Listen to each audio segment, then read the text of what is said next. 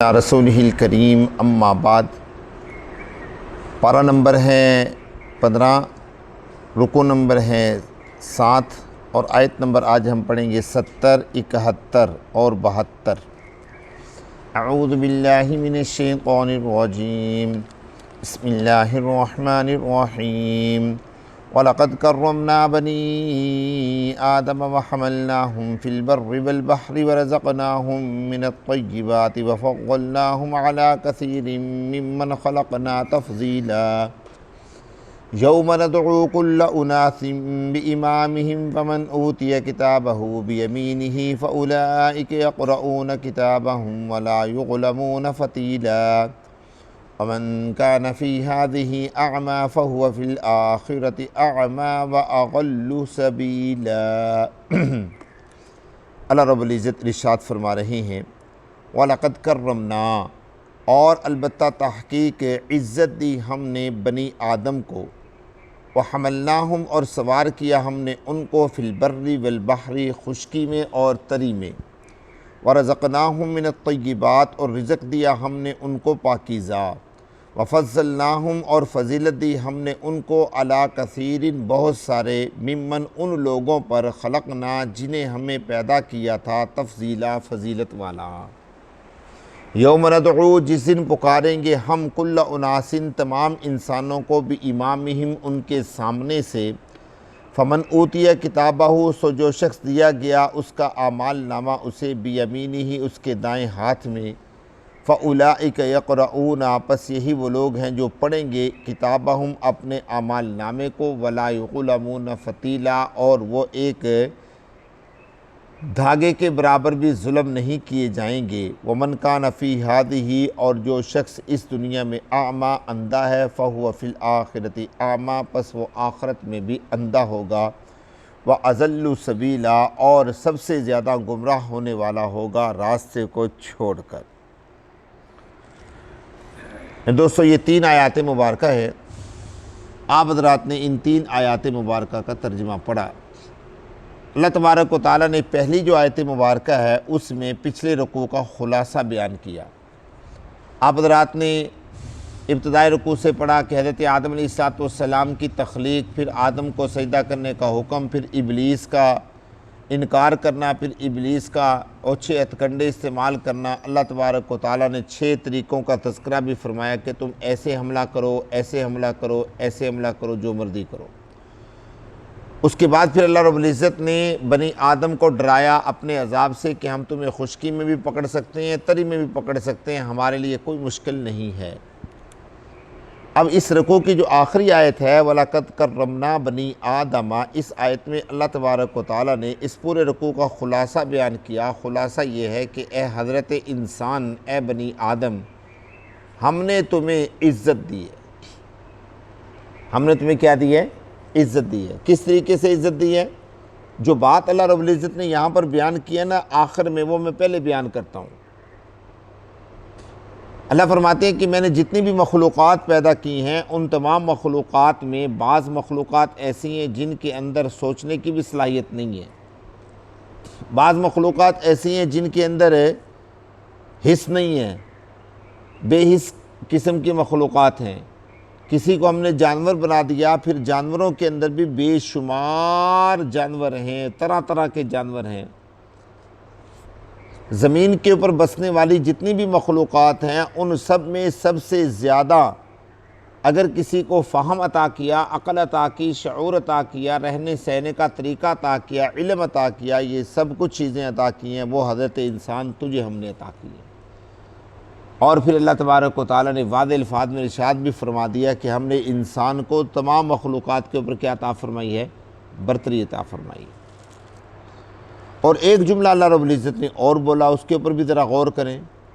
اللہ نے کیا فرمایا؟ عَلَىٰ كَثِيرٍ مِّمَّنْ خَلَقْنَا تَفْضِيلًا کہ اے انسان، ہم نے جس کو صاحب فضیلت پیدا کیا تھا، جو پہلے سے ہی پیدا ہونے سے ہی افضل تھا، اے انسان ہم نے تجھے اس کے اوپر بھی فضیلت دے دی۔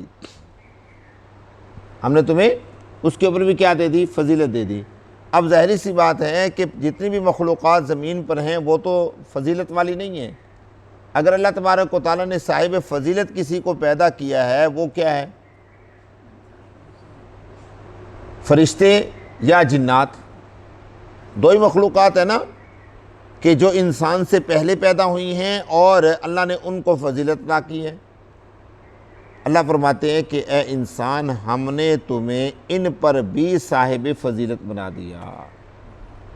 اور اسی میں نے پیچھے بات کی تھی کہ اللہ رب العزت نے انسان کو فرشتوں سے بھی افضل بنایا، تو کوئی ساتھی ذہن میں سوال پیدا ہو رہا تھا، تو میں نے پھر ایک مثال بھی دی تھی، اگزامپل بھی دے کے سمجھایا تھا، لیکن یہاں پر اللہ تبارک و تعالیٰ واضح طور پہ فرما رہے ہیں کہ ممن خلقنا تفضیلا، کہ ہم نے جسے خود صاحب فضیلت پیدا کیا ہم نے تمہیں ان پر بھی کیا عطا فرما دی؟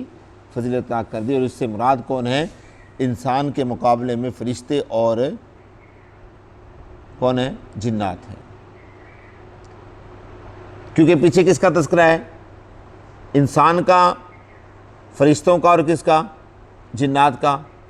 سجدہ کرنے کا حکم دیا فرشتوں کو کہ انسان کو سجدہ کرو، جن کو بھی سجدہ کرنے کا حکم دیا اس نے سجدہ نہیں کیا، اور تیسری مخلوق ہے انسان۔ اللہ فرماتے ہیں کہ ہم نے تمہیں، جو بندہ کہتا ہے نا، یعنی شیطان کو اصل میں تو جھٹکا مارا ہے کہ شیطان کہتا تھا نا کہ میں صاحب فضیلت ہوں، اللہ نے فرمایا کہ ہم نے تمہیں اس سے بھی زیادہ صاحب فضیلت بنایا۔ اور پھر دو چیزیں اللہ رب العزت نے اور جن کا تذکرہ کیا ان کا پیچھے بھی تذکرہ کر چکے ہیں۔ نمبر 1، حملناہم فی البر والبحر، اے انسان ہم نے تمہیں سوار کیا خشکی میں اور تری میں، جہاں چاہے مرضی سفر کرو، خشکی میں سفر کرو، تری میں سفر کرو، تمہیں ہم حفاظت کیا کریں گے؟ معمون طریقے سے ہم تمہیں پہنچائیں گے۔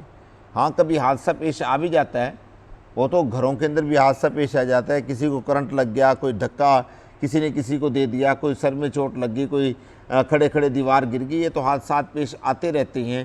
اسی طریقے سے سمندر میں بھی حادثات ہیں، تری میں بھی حادثات ہیں، لیکن بہرحال پھر بھی ہم نے تمہیں اوورآل سمندر کے اوپر ہم نے تمہیں کنٹرول عطا کر دیا کہ تم جہاں چاہے مرضی چاہے سے سفر کرو۔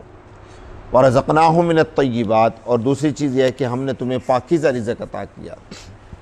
انسان کے مقابلے میں پوری دنیا میں جتنی بھی مخلوقات ہیں اللہ تبارک و تعالیٰ نے ان کا جو رزق طے کیا ہے وہ انسان جیسا نہیں ہے۔ جتنی بھی مخلوقات ہیں اللہ نے ان کا جو رزق طے کیا وہ انسان جیسا نہیں ہے۔ اللہ نے انسان کو پاکیزہ رزق عطا کیا۔ ہاں انسان جیسا اگر وہ رزق کھا لیتے ہیں تو ایک الگ مسئلہ ہے، لیکن طے ان کا یہ نہیں ہے۔ مثال کے طور پہ ملائکہ جو ہیں ان کو تو اللہ نے رزق دیا ہی نہیں ہے، ان کے تو پابند معدہ ہے ہی نہیں، ان کے اندر نہ خون ہے، نہ معدہ ہے، نہ دل ہے، نہ جگر ہے، نہ گردے ہیں، نہ پھیپھڑے ہیں، کچھ بھی نہیں ہے۔ ملائکہ کو تو اللہ نے اس چیز سے پاک کر دیا۔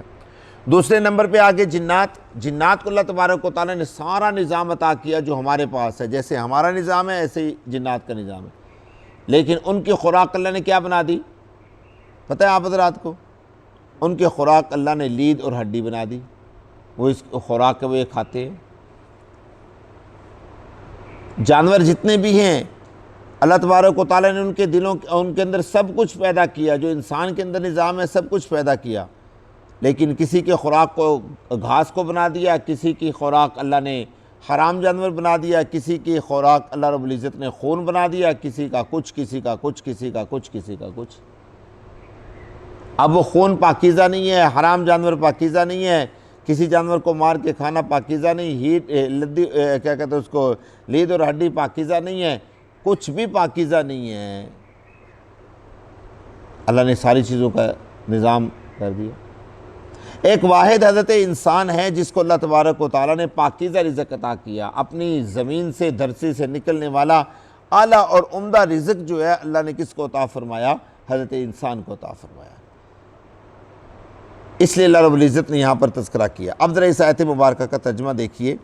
وَلَقَدْ كَرَّمْنَا بَنِي آدم، اللہ فرماتے ہیں اور البتہ تحقیق ہم نے عزت دی، تکریم دی بنی آدم کو، وَحَمَلْنَاهُمْ، اور ہم نے سوار کیا ان کو خشکی میں اور تری میں، اور رزق دیا ہم نے ان کو پاکیزہ رزق، پاکیزہ چیزوں میں سے، وَفَضَّلْنَاهُمْ، اور فضیلت دی ہم نے ان کو، عَلَىٰ كَثِيرٍ، بہت سارے ان چیزوں پر، بہت سارے ان لوگوں پر، ممن، ان میں سے، خلقنا، جن کو ہم نے پیدا کیا تھا، تفضیلا، صاحب فضیلت۔ لیکن اس سب کے باوجود اللہ رب العزت نے انسان کو جو عزت اور تکریم عطا فرمائی ہے، میرے دوستو سن لیجئے، اس سب کے باوجود اللہ فرماتے ہیں یوم ندعو کل اناس بامامہم، ہر انسان کو، فرد واحد کو قیامت والے دن پکارا جائے گا، اور ایک ایک بندے کو پکارا جائے گا۔ جیسے وہ اپنا بڑا اجتماع ہوتا ہے نا، تو ایک طرف کھڑے ہو کے لوگ بلا رہے ہوتے ہیں فلاں بن فلاں کھڑا ہو جائے، اسی طریقے سے بامامہم، ان کے سامنے کھڑے ہو کر اللہ انہیں پکاریں گے، فلاں بن فلاں کیا ہو جائے، کھڑا ہو جائے۔ اور بعض روایات میں آتا ہے، بعض مفسرین فرماتے ہیں کہ بالکل اس بندے کے سامنے کھڑے ہو کر اس کو پکارا جائے گا، یعنی اس کے قریب جائیں گے فرشتے اور اس سے کہیں گے ہاں بھی فلاں، تاکہ ایک نام کے چونکہ کئی لوگ ہوتے ہیں، ایک نام کے ان کی والدہ کے بھی کئی نام ہوتے ہیں، ان کے والد کے بھی نام کئی ہوتے ہیں، فلاں بن فلاں جب کہہ کر پکارا جائے گا تو اب تخصیص کر کے خاص اس کے سامنے جا کر اس کو کہا جائے گا بھئی تو فلاں بن فلاں، تجھے اللہ رب العزت بلا رہے ہیں۔ اب ہوگا کیا، یہ انشاءاللہ کل کی مجلس میں عرض کریں گے۔ الحمدللہ رب العالمین، سبحان رب العالمین۔